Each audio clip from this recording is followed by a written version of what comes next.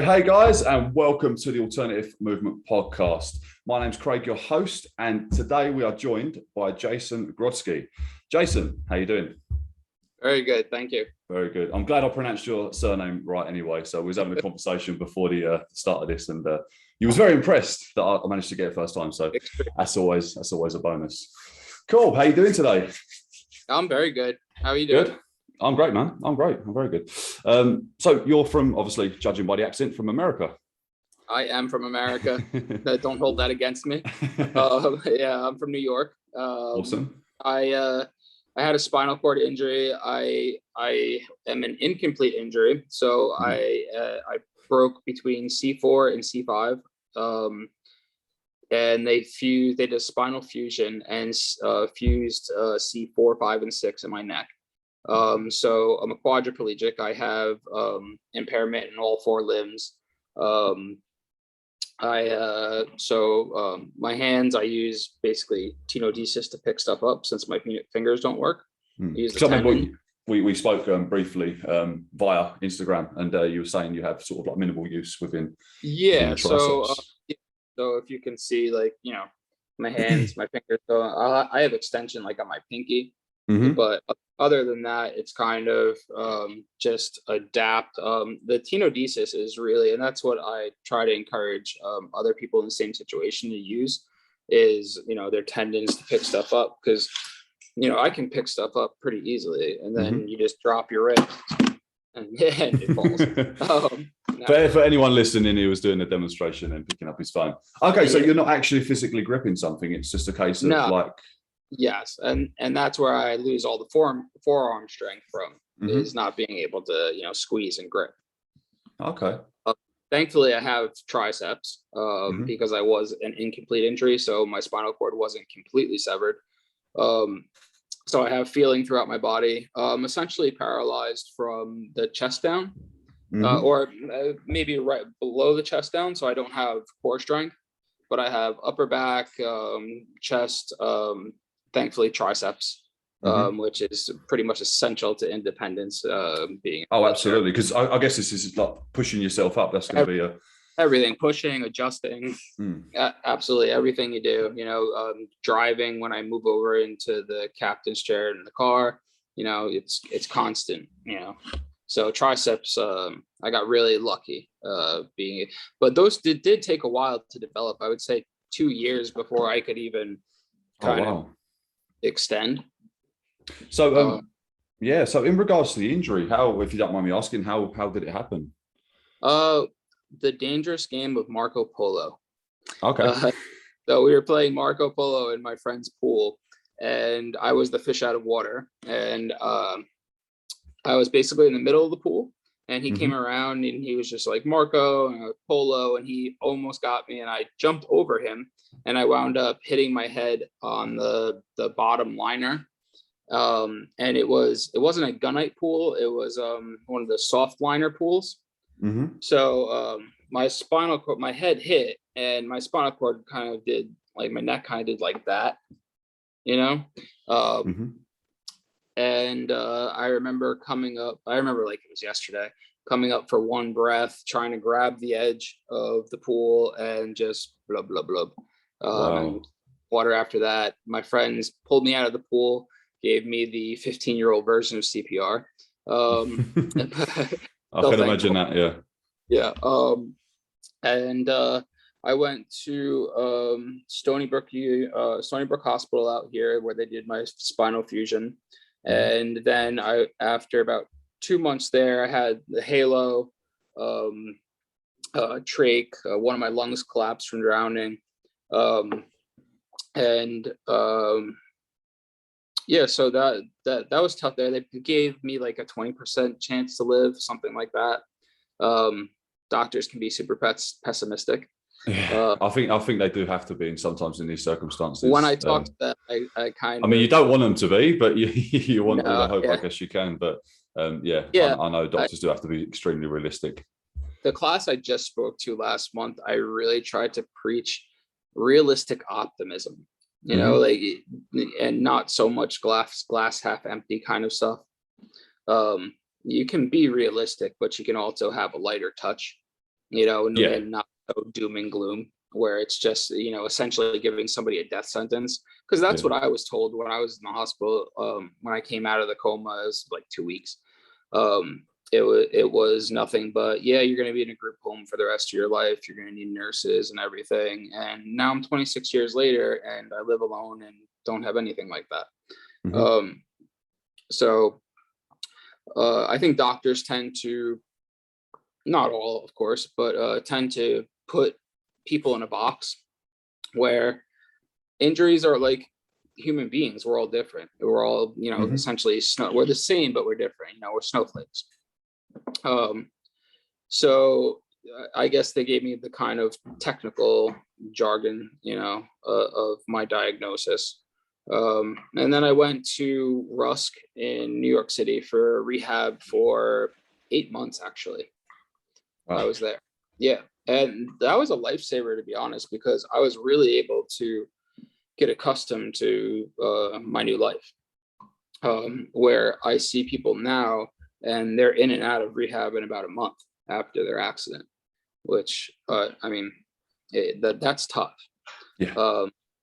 And I was injured when I was 15. I think that is absolutely to my benefit, because when I came home, I didn't care about anything other than being a kid. I was a 15-year-old kid. I was young, dumb. I didn't care. And I had a good group of friends. When I see people get injured after high school, they don't really have the support group. Their group of friends have all moved on.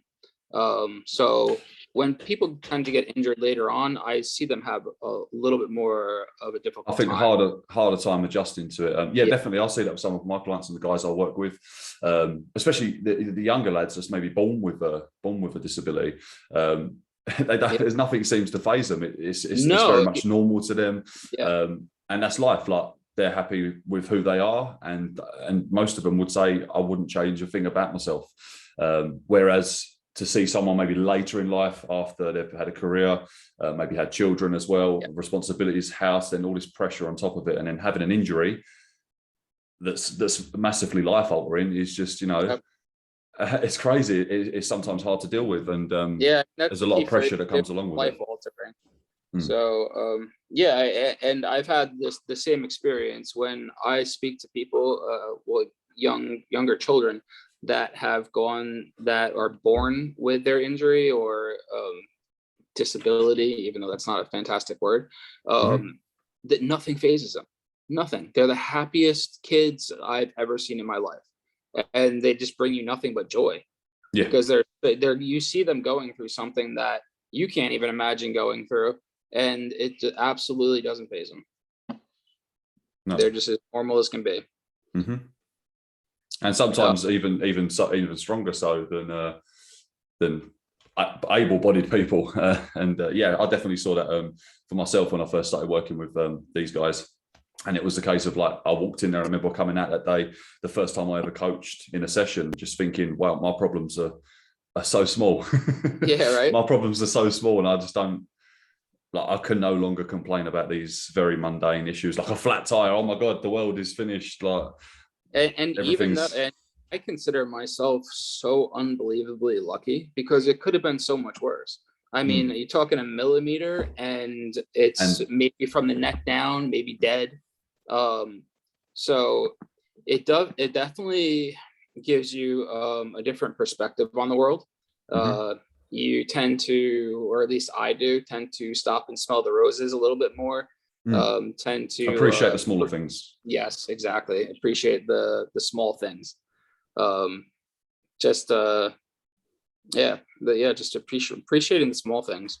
So what was it like for you within the first sort of few weeks after your injury, sort of when you woke up, you started to regain a bit of consciousness, become aware, and got told what had happened, and what is your future? Well, that is one thing. I was never really told that I wouldn't walk again by the doctors. It was a physical therapist a few months later. Okay. So when I went to rehab, and I'll never forget the look on their faces.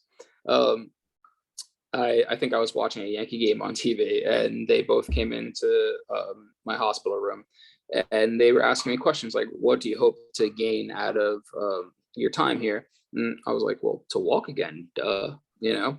And they both looked at each other with this look, just like, nobody's told them. Oh God. Yeah. So so I do think sometimes doctors kind of try to avoid it and let the physical therapist deal with it, because they don't want to break that bad news. It's a hard conversation to have with anyone, let alone a 15-year-old kid. Yeah. But I've always been it's never fazed me. This is never, people ask me all the time, a question I get asked a lot is, have you ever been depressed about being in a wheelchair? Or like, how do you deal with the depression from being in a wheelchair? I don't have depression from being in a wheelchair. I love being me. Like, I like being different. I like helping people. I like the perspective I have on life, like we were just speaking about, enjoying the little things. Because most people that are caught up in, normal society and the rat race, the 9 to 5, it's the same thing. It's work, sleep every day until you retire. I was almost blessed with the ability to not have to live that life and kind of dictate how my life was going to go, which is, such a blessing for me. Yeah, I have this conversation with my partner all the time, and it's a tough one, isn't it? Because you don't want to. I've never wanted to live that 9 to 5, Monday to Friday, live for the weekend, and that's it. Save up enough so you can retire comfortably. I've never wanted to live that. I've always wanted to do something different, and I completely agree. Like, that's a great way to look at it. It's almost taking you out of that race and put you in your own lane, where you now can create a new path where it's not what everyone expects of you and what everyone else does, which I think that's an awesome way to look at it. Definitely. Yeah. And I don't know if I am I think I'm more of an exception than the rule. I see a lot of people. When I talk to people with spinal cord injuries or different disabilities, I usually don't see a lot of middle ground. They typically, in my experience, they usually excel or kind of plateau and stay in that hole, and don't come out of it, or they just completely thrive. And this for me is, Darwinism at its finest. It's literally adapt to survive, and even taking a step further, it's adapt to thrive. The way I look at it, what other choice do I have? I'm either going to stop and just vegetate, or I'm going to push forward and keep going. And to me, there's really no other there's no option. Absolutely. It's a sink or swim, if you excuse the pun. It's sink or swim, quite literally. I appreciate that. I didn't mean to make a joke then, it just sort of just led on that way. But yeah, no, you're absolutely right. I completely agree. From what I've seen, once again, with the guys I work with, there's no feeling sorry for themselves. It's like, I can do this. I can do this. You see that more. At all. Go on, say that again, sorry. I don't feel sorry for myself at all. I almost feel sorry for, I find myself feeling, I wouldn't say sympathy, because I don't like the word sympathy so much because it involves pity and, but empathy, having empathy for people, I think is important and human. And it kind of gives you that human connection, and you can at least empathize and relate. Or not relate, because you can't really understand until you really walk a mile in somebody's shoes, so to speak, or tire rotation in my wheels. I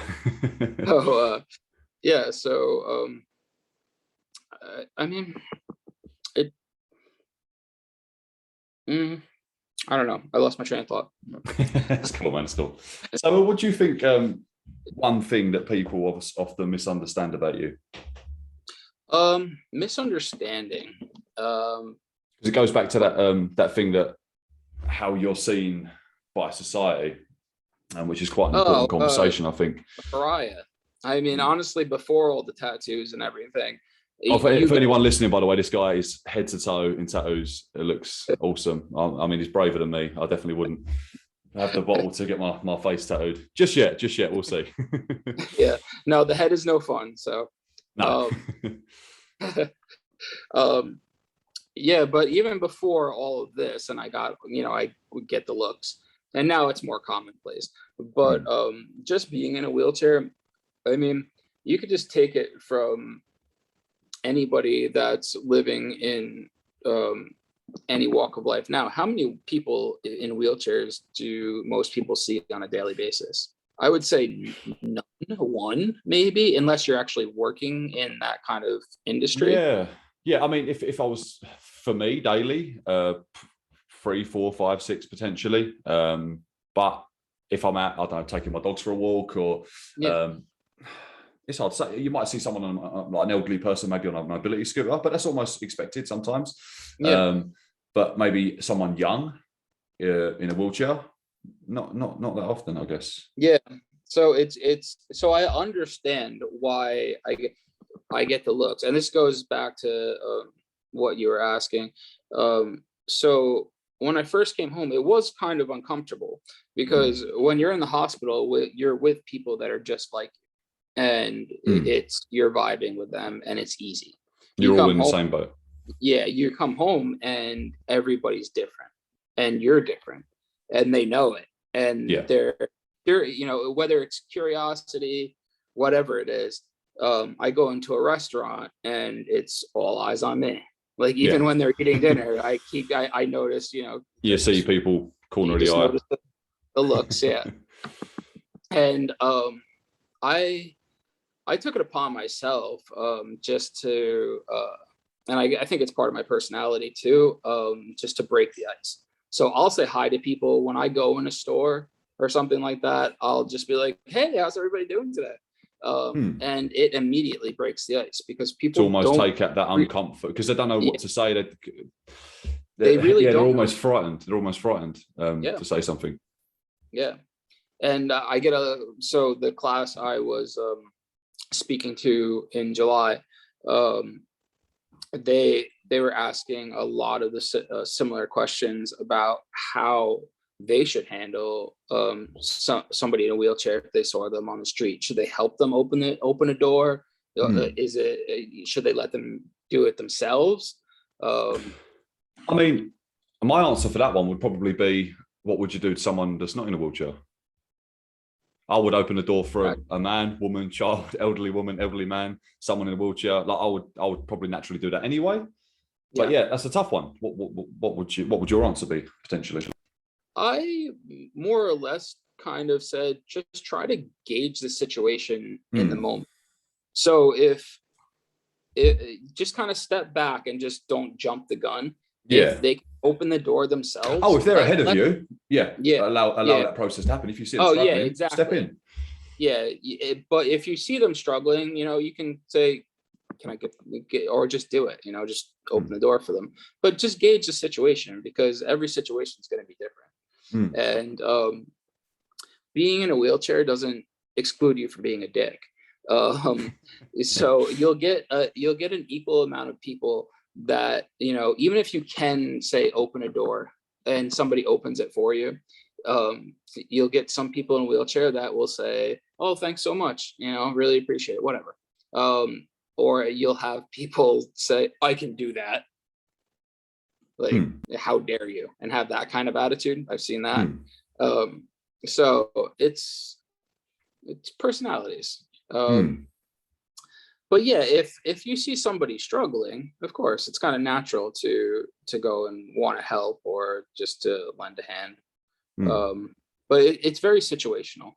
So it's really up to you to gauge what you see, and of course, if they're ahead of you, if they're behind you, like I open the door for people all the time. Like that's just something, that's just common courtesy. Common manners. Yeah. Yeah, but that's kind of how I would handle that situation. You just kind of have to gauge it in the moment, and you have to do it fast. Yeah, don't make it awkward. Because the longer you take, the more awkward it becomes. Yeah, there's really no right or wrong answer for something like that, though. So, what about in situations when you're out? So, do you predominantly go out on your own? Do you go out with friends? Anyone? Either or. Yeah. So do you find people behave differently when you're on your own as opposed to when you're with someone else? Yeah, they kind of take a step back when I'm with people.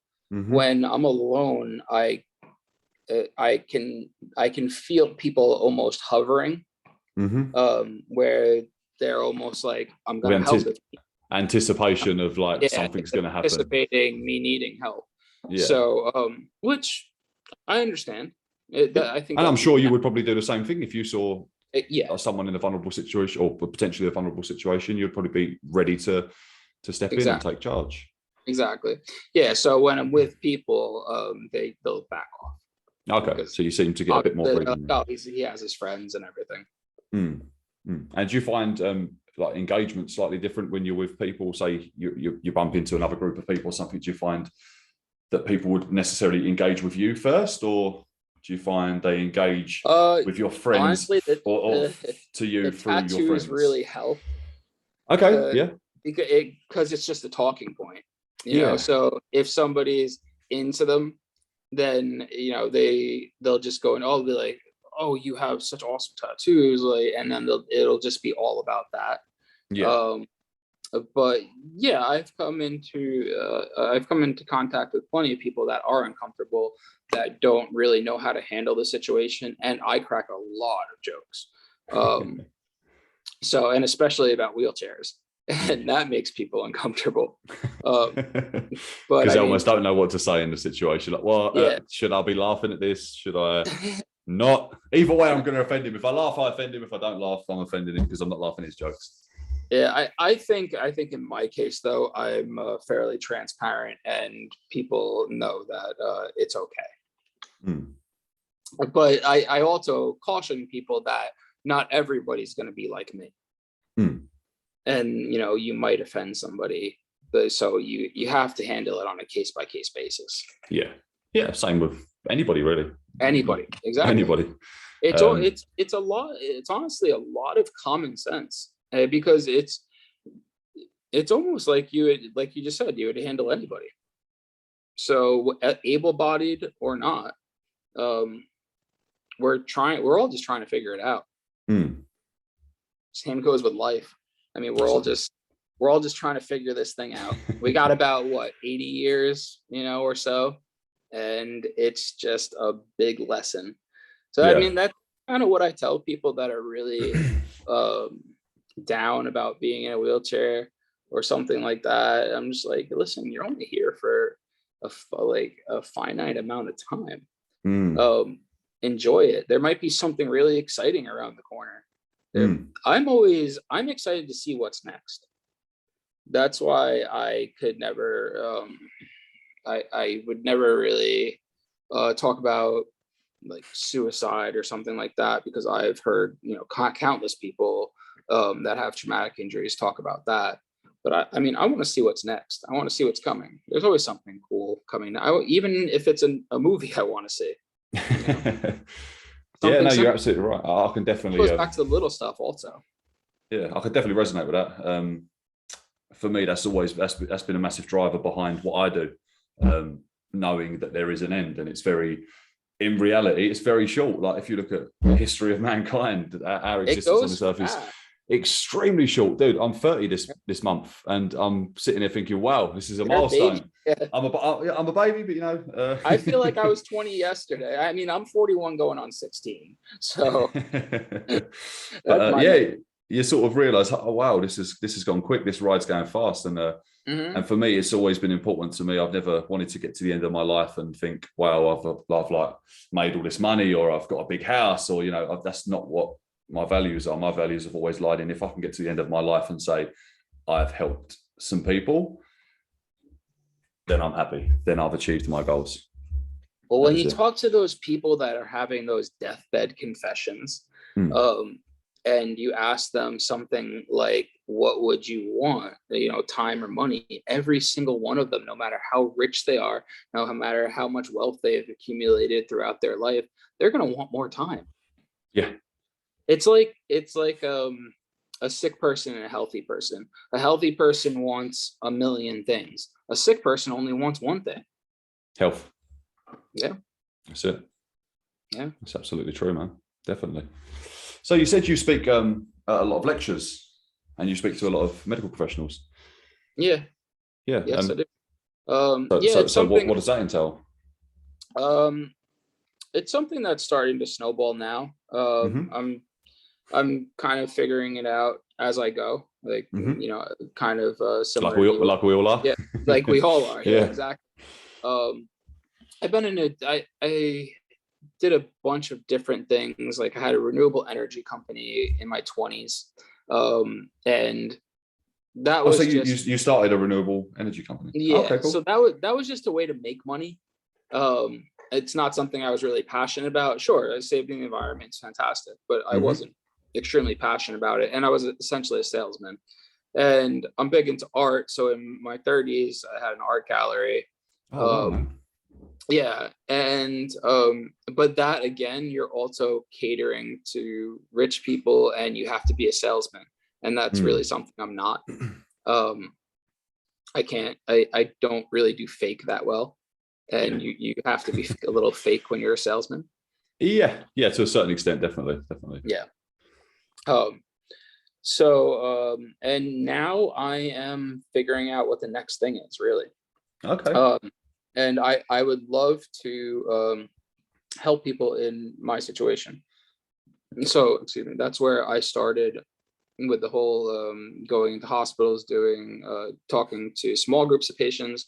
Now I'm going out to into universities and talking to larger groups of like I said, doctors, occupational therapists, physical therapists, and they're great. They're because they can learn as much as they can. A textbook can only take you so far.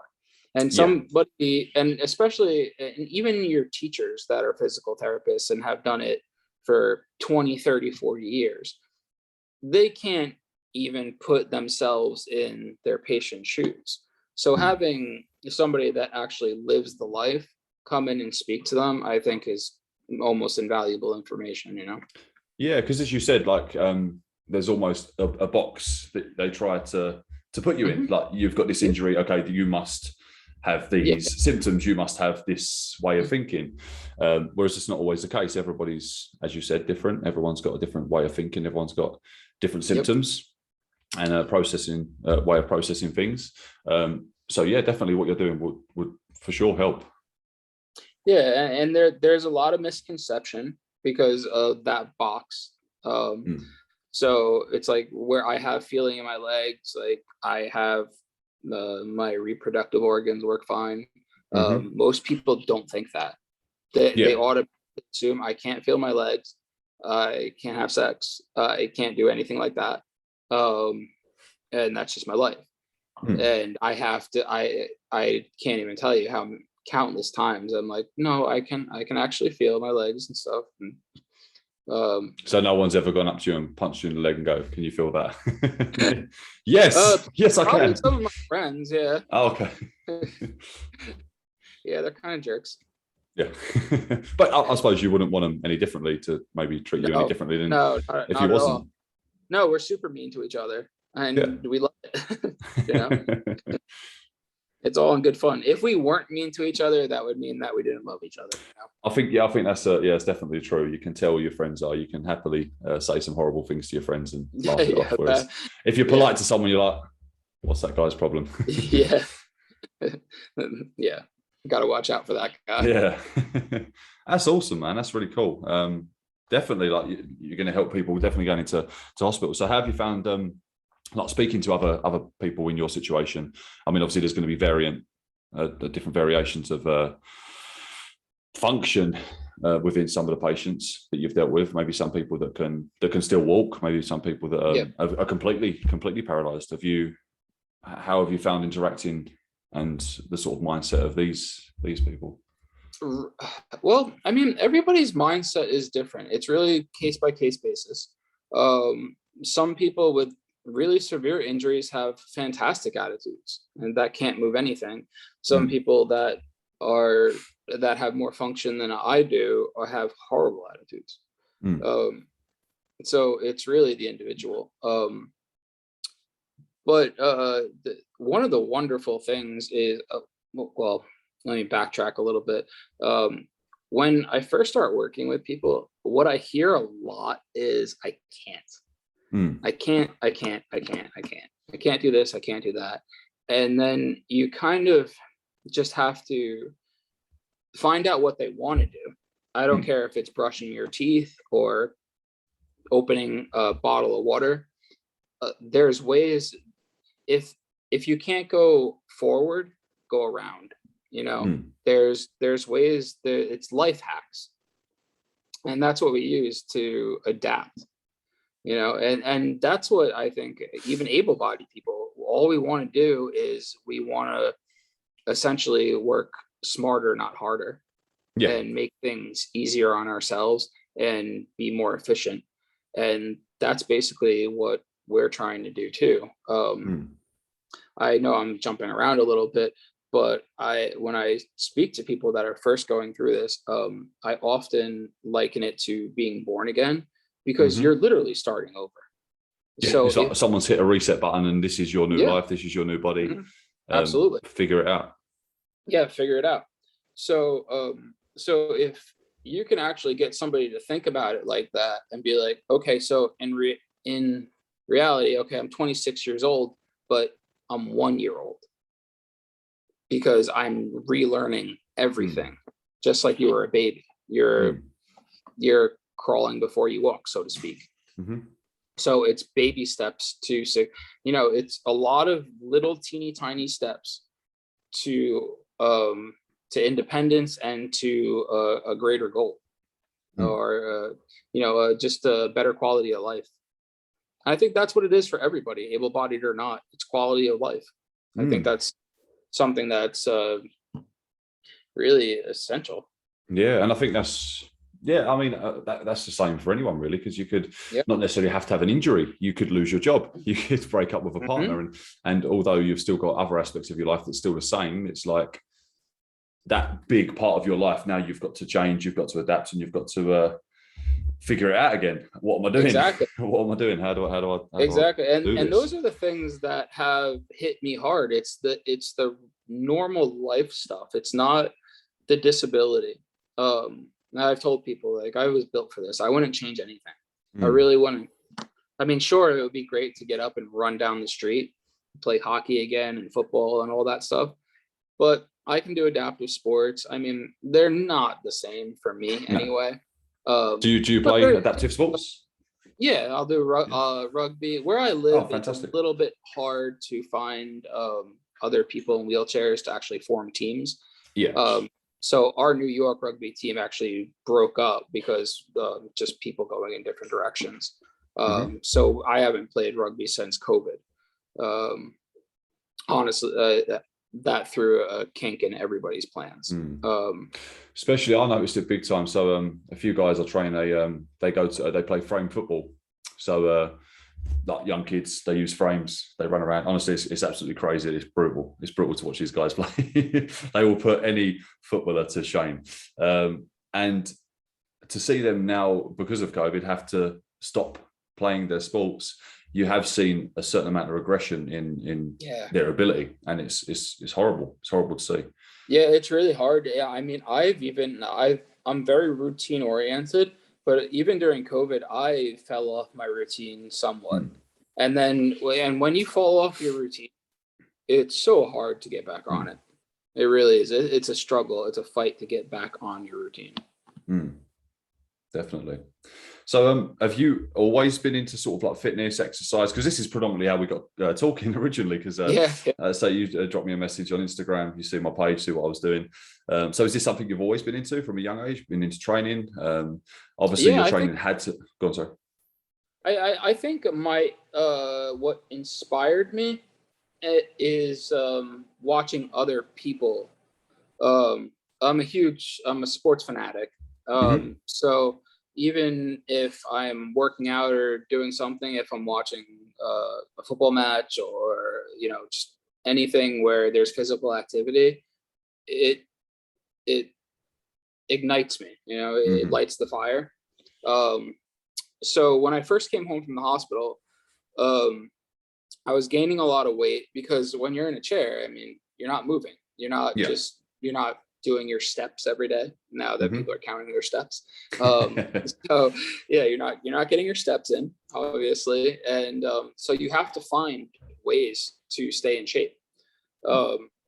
Or you're just gonna, eat yourself to death and, like I said, vegetate. Yeah.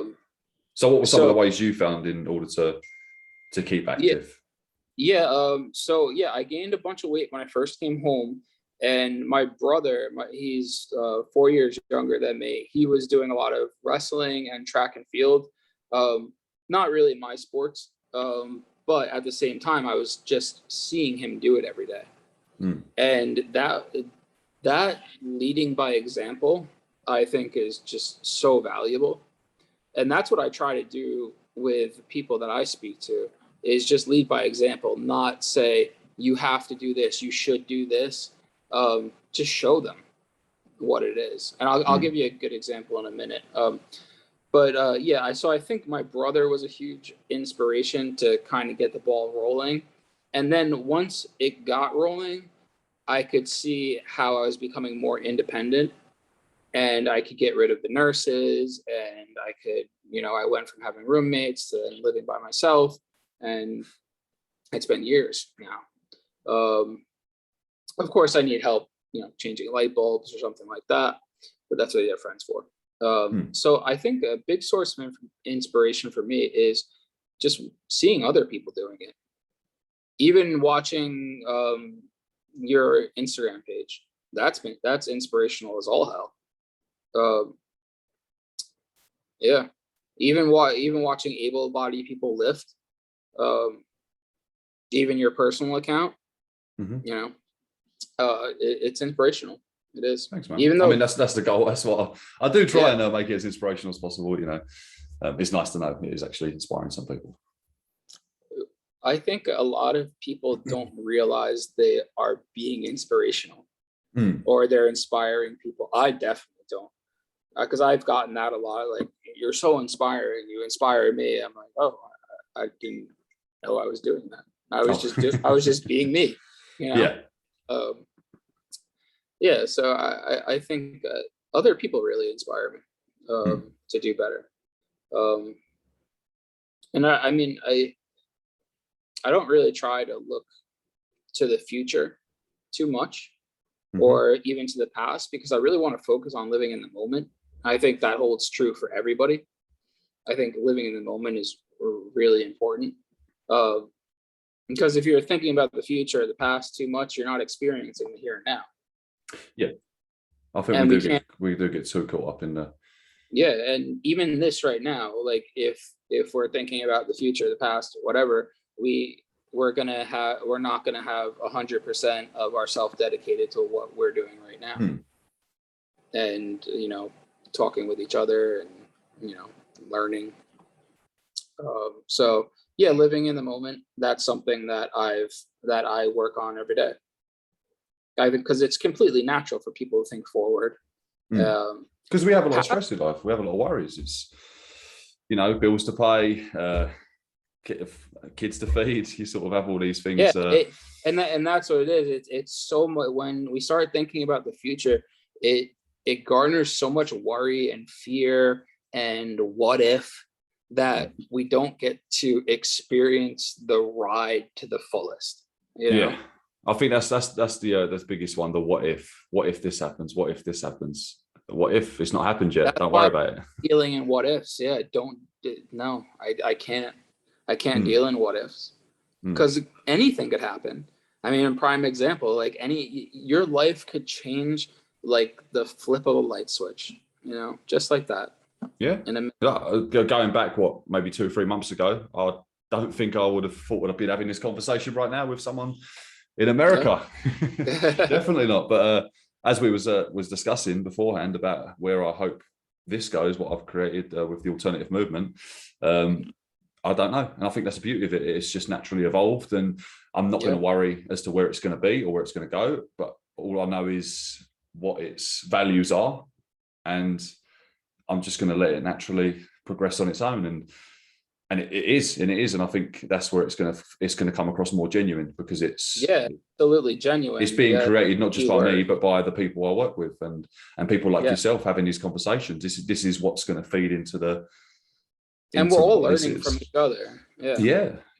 Because as I say, I can't begin to sort of imagine what life is like. As we said, like walking in someone else's shoes, I can't begin to imagine what the perspective on the world is from your point of view. I mean, I can from what you're telling me, but I can't truly see that. Yeah, nobody can. Just like I couldn't. I mean, we could take the simplest example. I couldn't.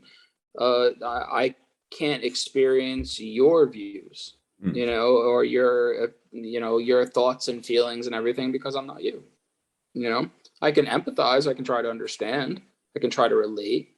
I can try to learn. But at the end of the day, I can't be inside of your head, or a blind person and know what that's like, or something like that. But I mean, it's just all part of the human experience. Oh, definitely.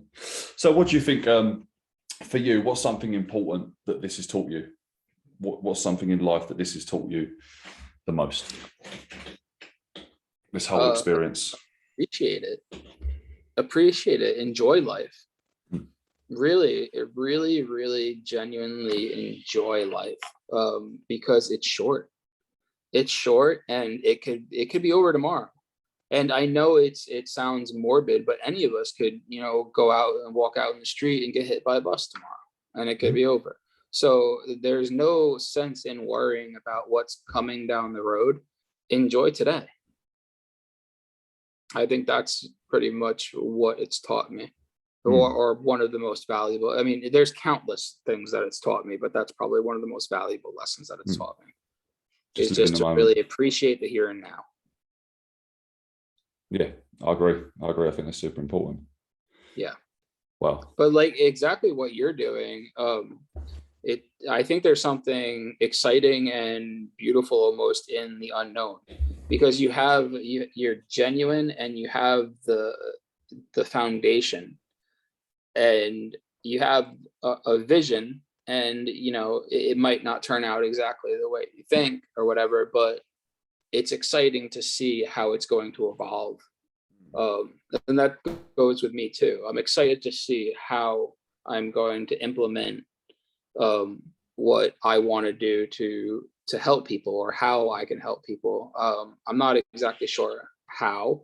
I have a few ideas, but I don't know how it's going to look 10 years from now. But I'm excited to see. So for you, what is your next step? What is your next step in your? Obviously, you said you're not quite sure as to how it's going to evolve, but maybe yeah. So yeah, I'm. I mean, I'm working right now just at bed and breakfast, and that is so fast and furious because it's summertime and I live in the Hamptons. And everybody wants to come here. Yeah. So like I was telling you, I was on the phone and emails till 1 o'clock in the morning last night. It's just madness. So, but that's just that's not something that I'm passionate about. Helping people in similar situation is something I'm passionate about. Yeah, this month again, I have another lecture to do at Stony Brook campus this time. So I'm going to do that and kind of just let that snowball keep rolling downhill. Maybe start like a YouTube channel. I'd love to see that. Yeah, because I get so many questions, and one of the students suggested that it's been in the back of my mind, but a lot of people just have so many questions. How do you do this? How do you do that? If I have a YouTube channel, I can reach so many different people, and they can just see. And that's what I was going to say about leading by example. One of my classmates I went to school with, his name's Jason too. He had the exact same injury. He was 25. I know life is crazy. And he lives about 5 minutes away from me. long story short, my house burned down. I needed a place to stay. He was one of the only people that I knew with an accessible room. So I went and stayed with him. He was in that deep, dark place. Because again, like, he got injured after college. Yeah. So he came home and it was just him and his parents. And nobody wants that. So he was sleeping till 3 o'clock in the afternoon, stuff like that. And I told him a few things, but I don't like to get very preachy. So all I did was I just did me. So I just followed my routine. I brought some of my equipment into their garage, and he could see what my routine is. And his parents called me probably like a year after I moved back home, and he fell in love with his physical therapist. They moved to Florida or something like that. He's absolutely thriving. He's working out all the time. He's staying in shape. He's, no more sleeping till 3 in the afternoon. I believe he's working, but that's something I think is important, just leading by example. I think all good leaders, and not to say that I'm calling myself a leader, but I think all good leaders have to do that to some extent. Yeah. You can't. You need to be seen to be practicing, as you said, what you preach. Like whether that's getting up early in the morning. That's why, for me, my Instagram is a huge accountability tool for me and my clients, because I can't tell them to behave a certain way or do a certain thing if I'm not doing it myself. If I'm not up early, if I'm not necessarily have to get up early, but that's one of the things I like to do. I like to get up early, take the dogs out, have a good breakfast, have a workout, do what I've got to do. And I think that's quite important for people to see. Well, it sparks the rest of the day. Yeah, absolutely. And people see that and, they think, well, he's doing it, so why can't I? Because it's so easy to just lay in bed in the morning and get up. Oh, that's the hardest thing ever. To start with, that's the hardest thing ever, laying there thinking. Believe me, I have my days like that. But I mean, those are like my treat days, So I'll have it like that every couple of weeks. Because that's important too. Those are mental health days. You can't be working all the time. Yeah, no, absolutely, man. Absolutely. There's days where I think, I've got loads of work to do, but I might turn on the PlayStation, play some Call of Duty or something for a couple of hours and think, no, not today. And like you come back the next day stronger. You come back the next day more driven and motivated. Whereas I found, because you're refreshed.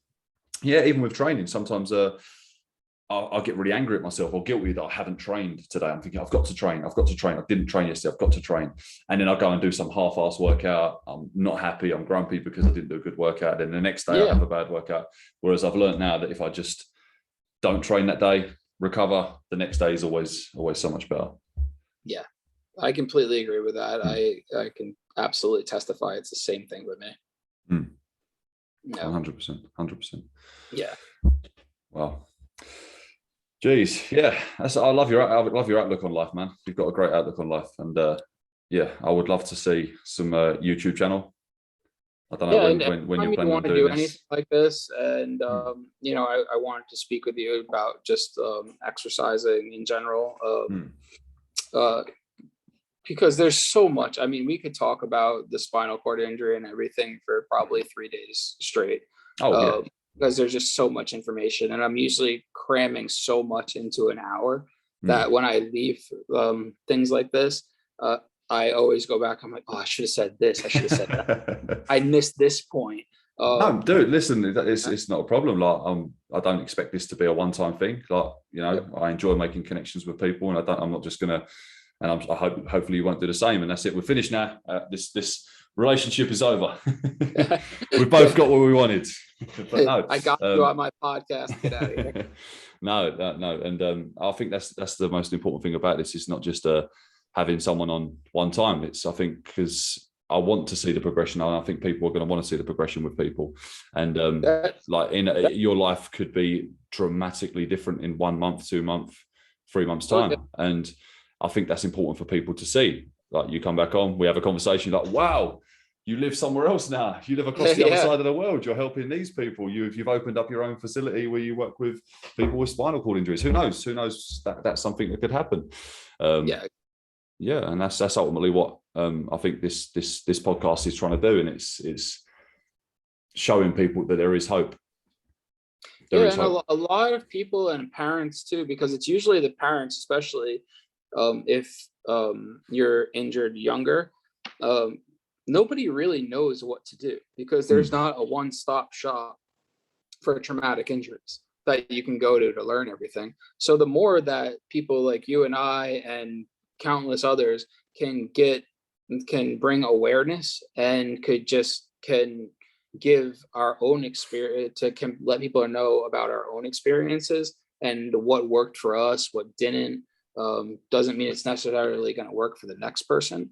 But if we're able to share that and people can access that easily, I think that's very valuable. Yeah, I definitely think there's a huge need for it.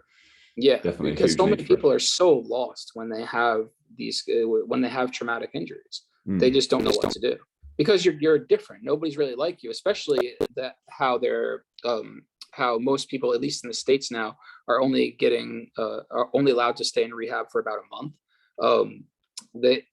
They come home and, like I said, you're so different. You don't know what to do. So if people can look to your Instagram and be like, oh, well, look at all these kids. They're like the same age as me. I can do that too. And it just kind of sparks something. Yeah, for sure, man, for sure. Definitely. Well, dude, I think we'll we'll end it there, man. We'll end it there. Thank you so much for coming on. It was great speaking. It's my pleasure. And listen, I think you're going to inspire a lot of people. You've inspired me today. I really didn't know what conversation we was going to have. Obviously, we briefly spoke through a message, and I was intrigued to see how this happened and how you are today and how you're handling things. And I think the way you're handling this and your ethos on life is amazing. Is awesome. Absolutely. I appreciate it. Yeah, cool. I mean, I don't know how to do anything else. Yeah, I just know how to be me. Yeah, so. And as I say, if you'll come on again, in the near future, so everyone can see how you've progressed and what you're doing with yourself now, then that'll be awesome. The more people we can help, the more people I can reach out to, and just kind of even if it's just seeing what I've done, or what they can potentially be capable of. That's definitely. Well, Jason, thank you so much. You've been an awesome guest. Thank you for having me. Awesome. We'll leave it there, and dude, have a great day. You too. All right, take care.